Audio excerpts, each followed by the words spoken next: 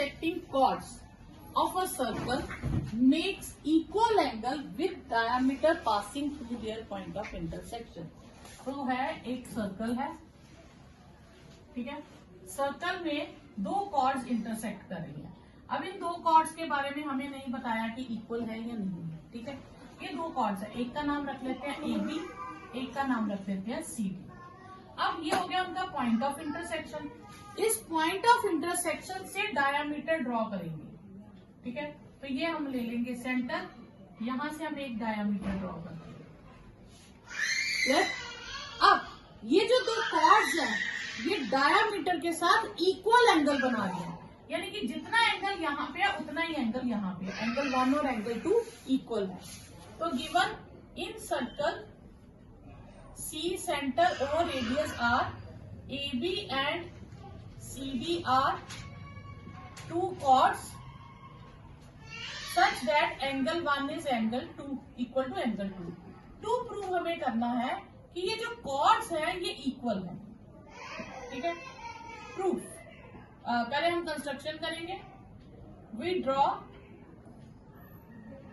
OM perpendicular to AB.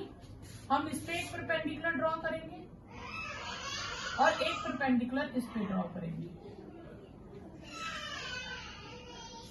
And ON perpendicular to CD. प्रूफ. अब अगर हम बात करें, हमें कॉर्ड्स को इक्वल शो करना है. कॉर्ड्स इक्वल होंगी तो उनका सेंटर डिस्टेंस इक्वल होना चाहिए, और अगर सेंटर डिस्टेंस इक्वल है, सेंटर से कॉर्ड का डिस्टेंस इक्वल है, तो कॉर्ड्स इक्वल होती है. अब मुझे शो करना है कॉर्ड्स इक्वल है, तो मैं किसी तरह से शो कर दूंगी ये डिस्टेंस इक्वल है.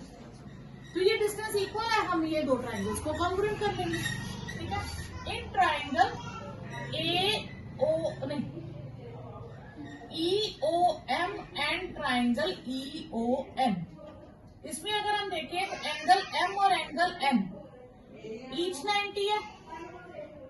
Angle 1 is equal to angle 2, ये हमें गिवन है, और OE is equal to OE ये कॉमन है. तो इसका मतलब है triangle EOM congruent triangle EON हो जाएगा बाय AAS कॉन्ग्रुएंसी. तो यहां से हम कह देंगे OM is equal to ON है बाय CP CP. ये हो गया OM इज इक्वल टू. अब परपेंडिकुलर डिस्टेंस सेम है, तो देयरफॉर कॉर्ड्स की लेंथ भी सेम हो जाएगी. AB is equal to CD because equal chords are equidistant from the centre. तो इक्वल कॉर्ड्स ही इक्वी डिस्टेंट पे होती हैं. अगर डिस्टेंस इक्वल है तो इसका मतलब वो कॉर्ड्स इक्वल है. नेक्स्ट है AB is a diameter of a circle. इसकी डायग्राम आपको बुक पे गिवन है, ठीक है, फिर भी मैं आपको बनाना बता देती हूँ. AB इज अ डायमीटर, तो ये हो गया हमारे पास डायमीटर. CD एक कॉर्ड है which is equal to the radius, जिसकी लेंथ किसके इक्वल है, रेडियस के इक्वल है. AC को और BD को हमने ज्वाइन किया और ये कहां पे इंटरसेक्ट कर रही है, E पे. क्लियर. अब इसको भी मैं सेंटर से ज्वाइन करता हूं. क्लियर. मुझे शो करना है ये angle 60 degree, angle E 60 degree. तो गिवन क्या है हमें, in circle C centre O radius R AB is a diameter. एक तो ये डायामीटर है, एक तो ये चीज गिवन है, ठीक है. दूसरा CD जो है वो रेडियस के बराबर है. टू प्रूव हमें करना है एंगल AEB 60 डिग्री है. इसमें हम थोड़ी सी कंस्ट्रक्शन करेंगे, क्योंकि AEB जो हमें एंगल निकालना है AEB, इसके लिए मुझे E एंगल पता करने के लिए तो मुझे क्या चाहिए, मुझे किसी तरीके से B एंगल चाहिए, ठीक है. तो मैं इसको ज्वाइन करूंगी, ठीक है. उससे क्या है, हम यूज करेंगे ये वाली ट्राइंगल.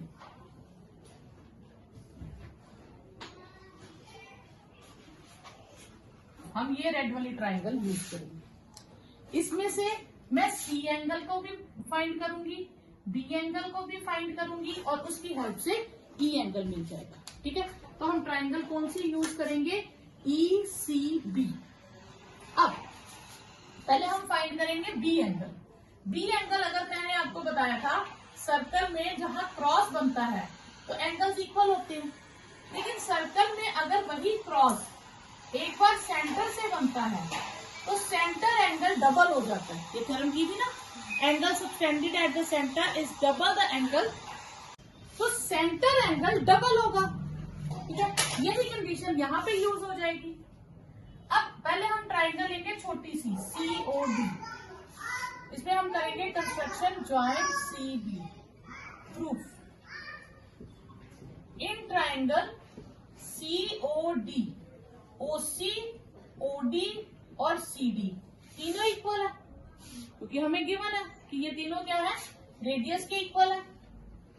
ठीक है, तो therefore triangle COD is equilateral triangle हो जाएगी। अगर ये इक्विलेटरल ट्राइंगल है तो एंगल COD कितना हो जाएगा, 60 डिग्री का।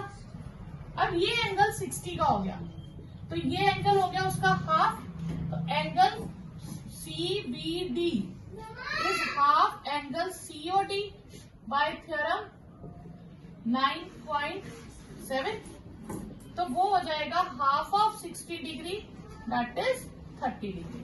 ये मेरे पास आ गया 30 डिग्री का एंगल, ये हमने फाइंड कर लिया।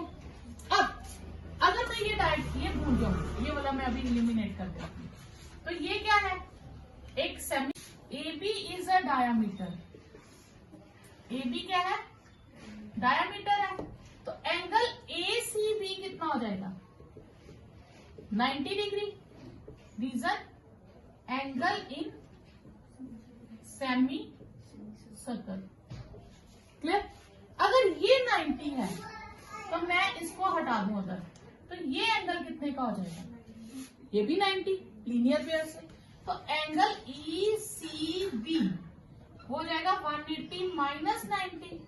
ठीक है, दैट इज 90 डिग्री। सिर्फ इस ट्राइंगल की बात करते हैं, ये B है, ये C है और ये E है, तो in triangle BEC angle B, angle E और एंगल C तीनों का टोटल कितना होगा, 180। B के साइड पे हम E और C रख देंगे, E के टाइम पे B और C, ये जो दो लेटर्स बचते हैं उन्हीं को साइड पे लिखना है, और C के टाइम पे B और E। B एंगल है 30 डिग्री, E हमने फाइंड करना है, और C एंगल है हमारे पास 90 डिग्री। तो हमारे पास एंगल BEC 180 माइनस कितना आ जाएगा, 90 प्लस 30 120 डिग्री, तो ये आ जाएगा 60। ABCD एक साइक्लिक क्वाड्रिलेटरल है, फिगर गिवन है आपको। एंगल BCD 55 डिग्री है और BAC 45 है, BAC ये 45 डिग्री है। ठीक है, अब आपको फाइंड करना है BCD, आपको ये पूरा C फाइंड करना है। अगर मैं इसको हटा दूं तो ये फाइंड करना है। अब C तभी पूरा फाइंड होगा जब A फाइंड हो जाएगा पूरा, क्योंकि ऑपोजिट एंगल्स का टोटल 180 होता है। तो पूरा A फाइंड करने के लिए मुझे ये X एंगल ढूंढना पड़ेगा। तो यहाँ हम देखते हैं तो ये क्रॉस बन रहा है, ठीक है, X और 55 डिग्री सेम होगा, तो इसमें क्या आ जाएगा, X angle is 55 degree, angles in same segment.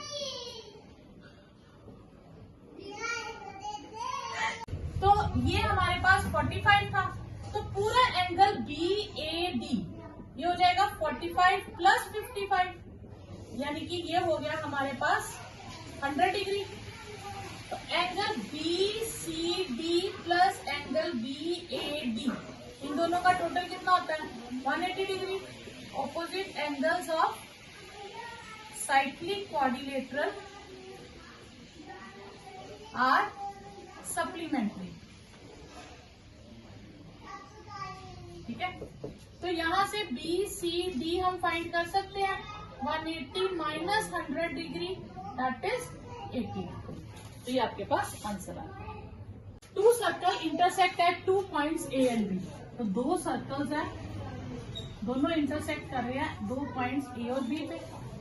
फिर AD एंड AC है डायमीटर, तो AD इसका डायमीटर मान लीजिए और AC इसका डायमीटर मान लीजिए। ठीक है, हमें शो करना है B lies on line DC, B DC line पे लाई करेगी। तो इसके लिए हम क्या करेंगे, हम इसे ज्वाइन करते हैं। क्लियर? तो आप गिवन टू प्रूफ लिख सकते हैं। Given in circle C center O radius R, AC is a diameter, और in circle C dash center O dash radius R dash ले ले तो AD is a diameter। और टू प्रूफ में आपके पास आ जाएगा B lies on line DC। इसमें हम कंस्ट्रक्शन करेंगे, हम ज्वाइन कर देंगे AB को।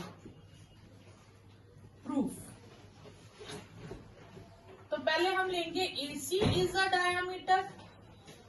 AC अगर डायामीटर है तो AC का ये एंगल 1 कितना बनेगा, 90 degree. Angle in semi circle, और दूसरी तरफ से AD is a diameter. Angle 2 कितना होगा, 90 degree. Reason same, angle in semi circle. तो एंगल DBC कितना हो जाएगा, angle 1 plus angle 2, 90 degree plus 90 degree that is 180 degree. तो जब एक एंगल 180 डिग्री का होता है तो इसका मतलब होता है वो तीनों पॉइंट्स क्या होंगे, कोलिनियर होंगे। तो DBC are collinear, therefore B lies on DC। Next step, prove that the quadrilateral formed by internal angle bisectors।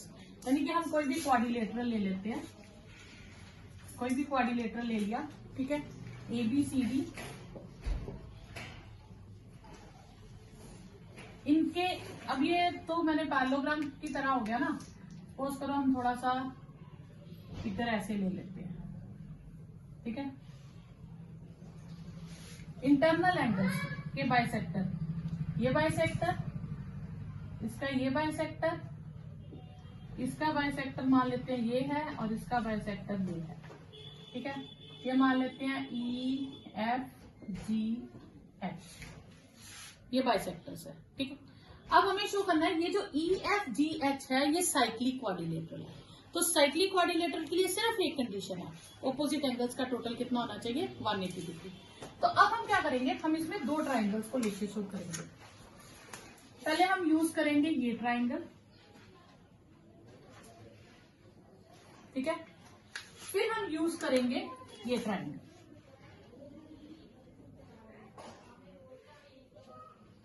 ठीक है। ग्रीन ट्राइंगल में से हम E की वैल्यू निकालेंगे और रेड ट्राइंगल में से G की वैल्यू निकालेंगे। फिर हम G और E को टोटल शो कर देंगे कि इन दोनों का टोटल 180 है, तो वो साइक्लिक हो जाएंगे। तो हम यहाँ गिवन है हमें ABCD इज अ क्वाड्रिलेटरल, ठीक है। AE बाइसेक्ट एंगल A और BE bisect angle B, G bisect angle C and DG bisect angle D। To prove हमें करना है EFGH is a cyclic quadrilateral. Proof बहुत सिंपल है, हम इस ट्राइंगल के इन एंगल्स को यूज कर लेंगे, एंगल 1, एंगल 2, और इनका नाम रख लेंगे एंगल 3, एंगल 4। तो एंगल 1 क्या हो जाएगा, half of angle A, angle 2 हो जाएगा half of angle B, angle 3 हो जाएगा हाफ ऑफ एंगल C, और एंगल D, और एंगल 4 हो जाएगा हाफ ऑफ एंगल C, ठीक है। अब आप A की जगह पूरा नाम भी लिख सकते हो, DAB, और B हो जाएगा ABC, और डी हो जाएगा ए डी सी और सी हो जाएगा D B D C B. आप ऐसे भी लिख सकते हो, नहीं तो ए बी सी डी भी लिख सकते हो। अब ये चारों हाफ हाफ है।